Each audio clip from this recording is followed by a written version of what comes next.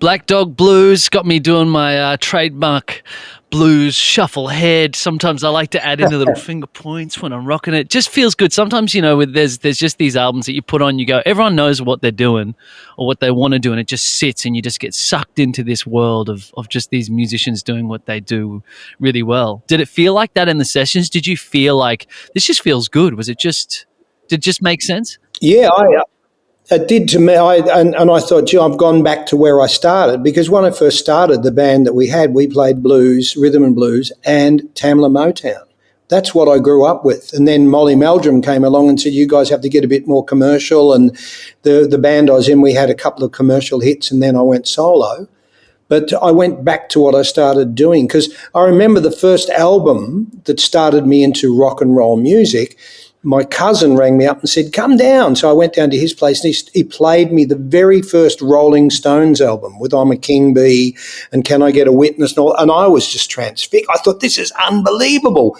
And then I noticed that they were blues aficionados. So I started listening to John Lee Hooker and Howling Wolf and listening to all that stuff as well as Tamla Motown. That's what got me into the music business, and that was my first love. And when I had to reassess myself and I'm lost, where am I going, what am I doing, I thought, what got me into music? What did I love? What was the thing that first grabbed my heart?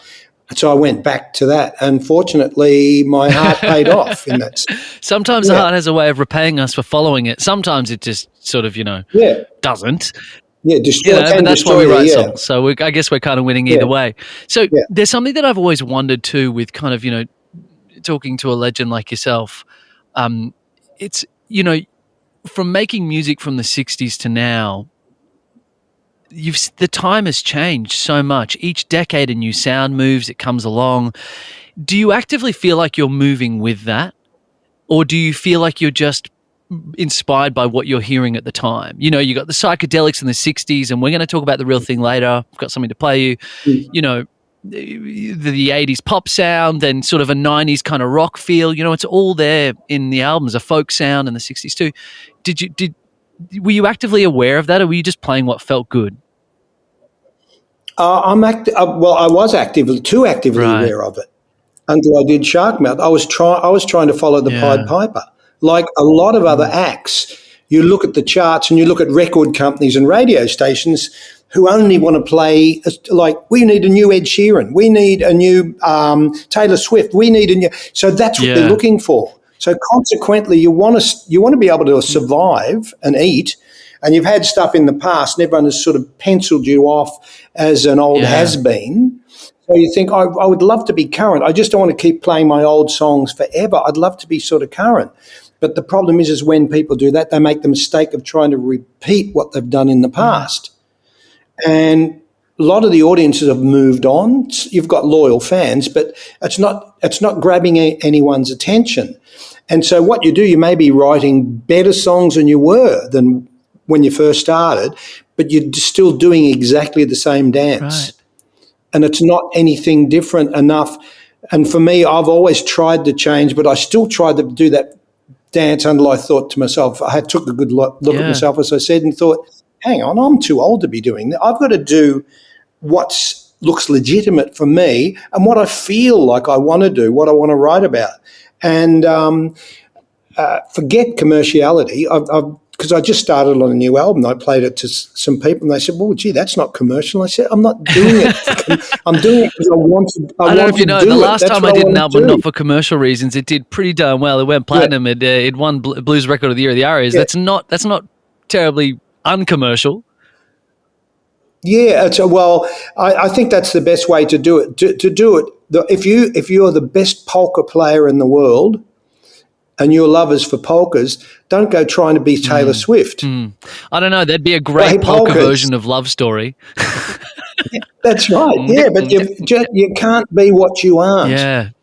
You've got to be what you are and what you really love. You can't. But the music business is fickle, Russell. Like you, this is what you're saying to us. It's like it's, and I think that's one thing that people don't completely understand as an audience, and maybe they don't have to because they're meant to just enjoy what we're making. But at the same time,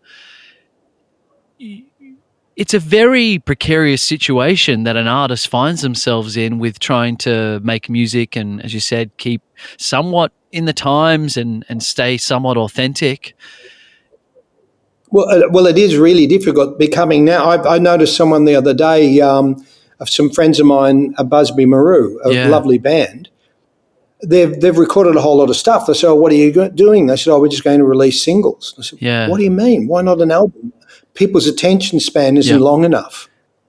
So they're releasing singles. And when I've released concept albums, people thought I was crazy. And I've just said, listen, I don't care. That's what I want to do. If people don't like it, I can't tear my hair out because that's what we throw on that. So I can't be concerned with that. I'm only concerned with what I want to do.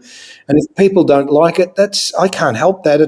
I'm doing it as honestly as I can. Was that something you've got better at over time? Is that something that you've been able to, is that part of building a career, is building the way to grow with the career and sort of how you last in that and understand that stuff? Yeah. I think you've got to listen, as I said before, to a voice. Like once I'll do an album, it's almost like I'm standing on the edge of a greased slope.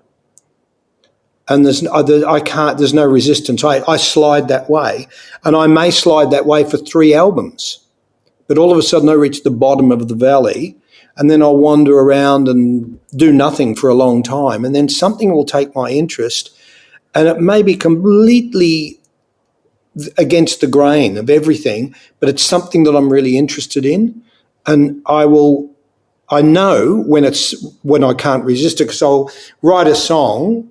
Sometimes I'll write a song and it'll just sit there, and then I'll write another song, it'll sit there. Then I'll write one song, and that song is like a signpost. And it's almost like you're on the slippery slope again, and it pulls you. The gravity pulls you down. It's like, I always explain it. I'm a big science person. I love anything to do with quantum physics. I always believe that it's like a bucket of marbles. You can tip it down the hill and they will go everywhere. They'll go into little eddies, but they'll always end up in the same place. So you end up going down in a quantum avalanche, so to speak, that you can't resist. It's something that drives you, particularly me. And if I get into a style of something that really drives me, someone could say, "Can you write us a commercial song? Like, we want a song for that." I just can't. I'm not in that headspace. I'm going somewhere else.